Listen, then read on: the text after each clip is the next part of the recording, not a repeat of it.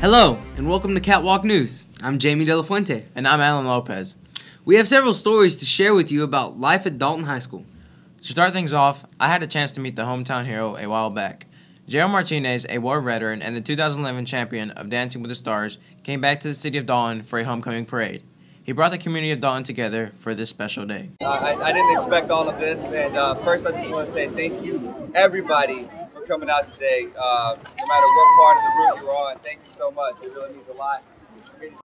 JR Martinez visited Dalton, Georgia on January 7, 2012. This day later became to be JR Martinez Day, announced by Mayor Pennington. The celebrations began at Baptist Church, an hour past midday, a parade for Martinez. He was all smiles and waved to his loyal fans. Many members of the community, as well as organizations, attended the parade. The celebrations continued at the convention center, where Martinez was greeted by thousands of fans. He was recognized for his deeds and accomplishments by various members of the community. In the end, JR Martinez had a little bit too much for his briefcase to hold. People sang, danced, and praised their country. JR said some words of inspiration and thanked everyone for coming out. He also offered to sign autographs till late at night, showing his loyalty to his fans. His outstanding personality was definitely evident, as he was always happy, humble, and full of positive energy. This war veteran and now Dancing with the Stars champion has captured the hearts of many and continues to be a prominent role model in society. JR lives in California and is expecting his first child soon. That seemed like an awesome day. Another awesome thing at DHS is the infusion of technology. iPads are becoming a tool for learning in many classrooms throughout the school. Principal Debbie Freeman and media specialist Leanne Smith gives us some insight into how technology will enhance students' learning. The iPads and iPods, the purchasing of those, came about from a discussion centering around curriculum. And when we think about how technology has advanced in our society, and our goal is to educate our students, then we need to be able to actually get into the hands of our students this new technology. So 2 years ago, the state passed the right for us to adopt technology instead of adopting textbooks. And that's how the technology came about, that discussion came about.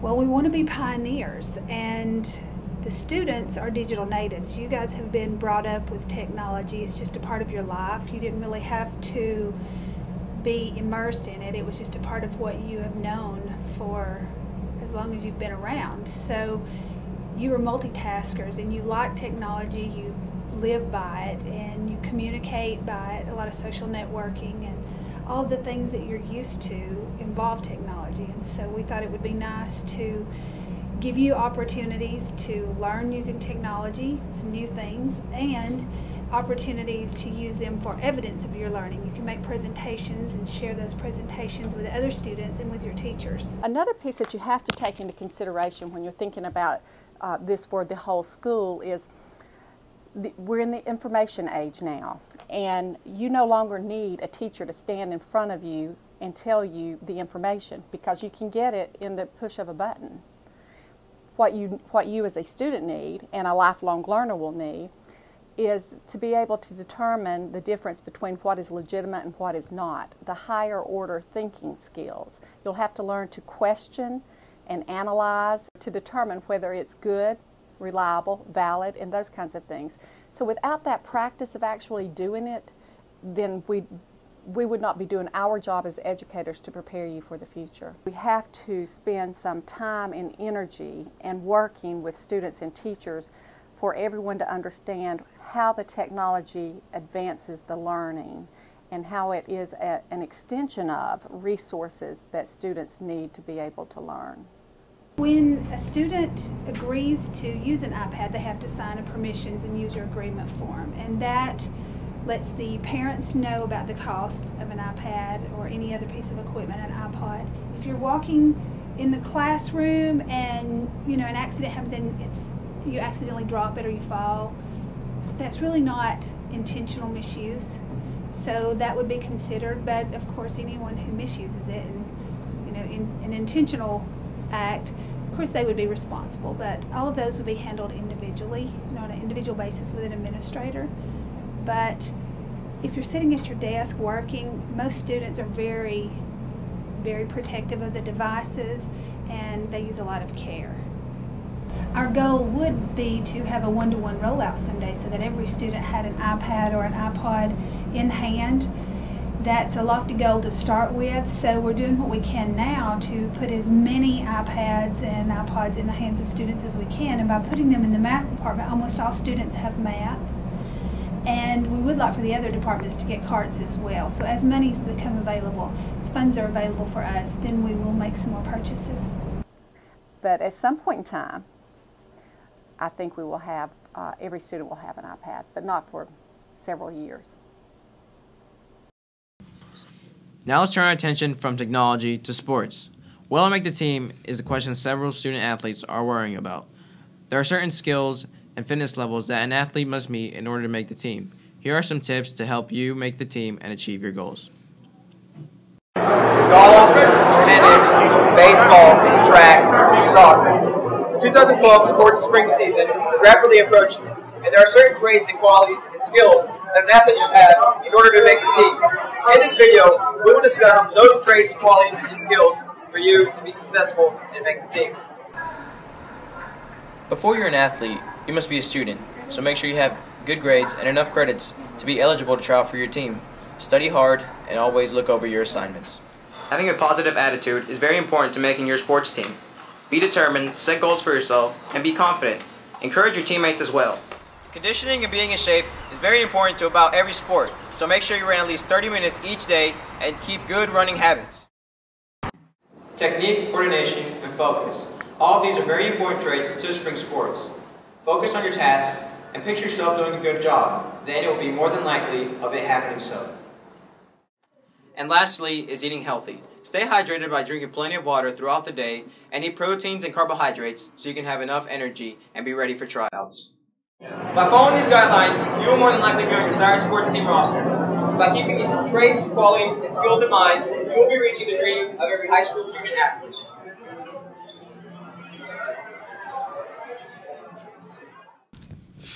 Although education and athletics are important, some free time is also beneficial. Going to the movies is a common form of entertainment. As a matter of fact, 72% of people go to the movies each year. 1.29 billion people bought movie tickets last year, and each year there are epic wins and epic fails. Taylor, Giovanni, and Kevin share with us, what movies you should be looking out for.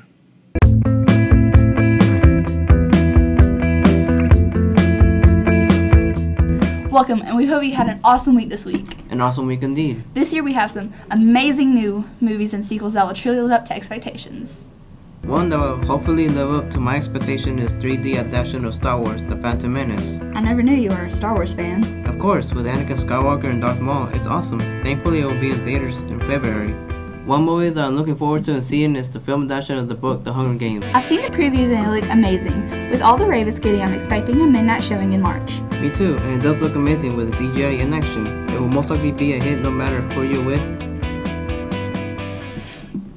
And if you're looking for some more action-packed movies with intense fighting sequences and plots, check out these sequels such as Ghost Rider: Spirit of Vengeance, once again featuring the marvelous Nicolas Cage, that comes out in February, and a movie I'm really looking forward to the most this year is the Avengers movie. Oh, I saw the preview for it at the end of the Captain America movie. Yes, and it has superheroes such as Captain America, Iron Man, and Thor, whom all had movies in previous years, come together for the first time to fight against their worst enemy. This movie is coming out in May, but I just had to go ahead and give a heads up. The Muppets movie is about how the Muppets all have to come together and raise $10 million in order to save the Muppets Theater. The theater is in danger of being sold to a rich man who wants to destroy it in order to drill for oil. The only way to save the theater is for the Muppets to reunite for a show and raise the money with a telethon. This means that all of the big Muppet movie stars have to be found and then convinced into putting on a big show. This movie was really good and had some pretty funny parts in it. This Muppets movie was really good. In fact, it's probably the best Muppets movie ever made.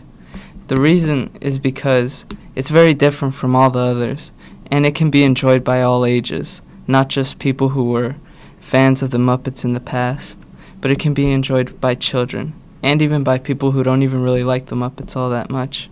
The Hangover Part 2 is about a group of friends who travel to Bangkok, Thailand for a friend's wedding, but encounter some huge problems while there. After the wolf pack gets back together and is in Thailand, they go out to have some fun, but wake up the next morning without any memory of the night before.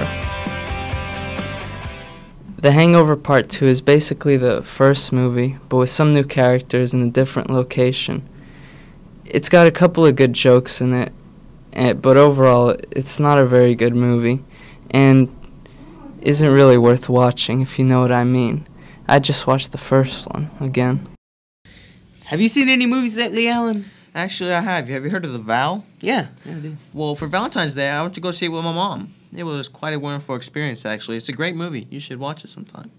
But here's our last story, and it takes a look at something that has been a mystery for us for centuries. When will the world end? Ancient studies have led to the hypothesis that the world will end on 12/21/12. Here's what some people at DHS have to say about that prediction.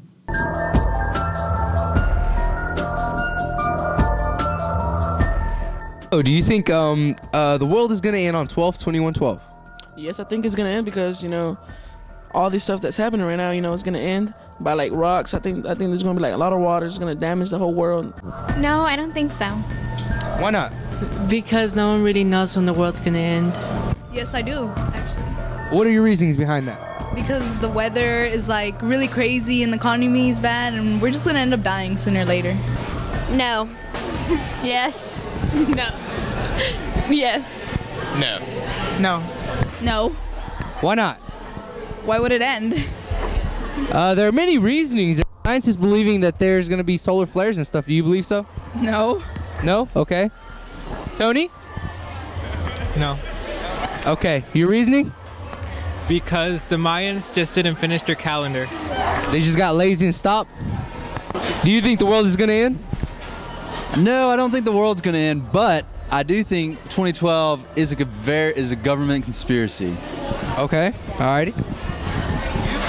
I just want to elaborate on things that Hunter said. I believe that 2012 is a get-rich scheme by Al Gore, just like global warming. But I don't think it's anything to be worried about. What do you think, Tiago? I don't think the world is going to end. So, Mr. Coulter, do you believe 12/21/12 is fact or fake? Totally fake. Could you give us a reasoning? First of all, the prediction is only based on one Mayan inscription that's only partially legible. Other Mayan inscriptions say that the world will go on. And besides, the Mayans aren't around anymore, so I'm not sure I have too much weight in what they believed in the first place. So, Miss Massengill, do you believe the world is going to end on 12/21/12? I do not believe the world is going to end. And your reasoning behind that? I believe my Holy Bible. And my Bible says that no one knows when the world is going to end, not even Jesus himself. That only God the Father knows. And so anyone who says, I know when the world's going to end, is wrong, and a fool, and a liar. Mr. Barchi, what do you think about these glorious, beautiful days coming to an end? Do you believe it's true? Absolutely, and no catamount would ever believe. If you're a catamount deep down inside, you never believe that the glorious, beautiful days, at least while we're here at Dalton High School, will ever come to an end. Every day is a beautiful day if you're here at Dalton High School. Thank you, Mr. Barchi. No. And your reasoning? Because the world will never end. As long as I'm here, we're good. Alrighty. So, Jamie, what do you think? Will we be sitting here on 12/21/12? I won't. But then again, it's because I'm graduating. I'm leaving. So. Oh, no. Well, thank you for joining us on our first Catwalk News. Let Miss Patrick know what you think about, and we'll see you guys next time.